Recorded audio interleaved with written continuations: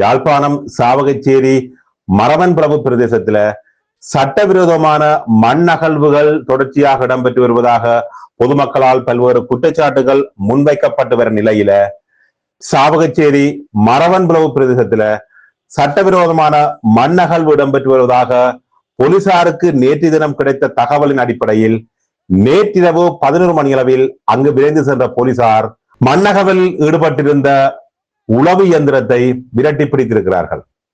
போலீசாருடைய அறிவுறுத்தலையும் பொருட்படுத்தாது உளவு இயந்திரத்தை வேகமாக ஓட்டிச் சென்ற அவர்கள் போலீசாருக்கு தடை ஏற்படுத்தும் விதமாக மணலை வீதியில் கொட்டியவாறும் சென்றிருக்கிறார்கள்.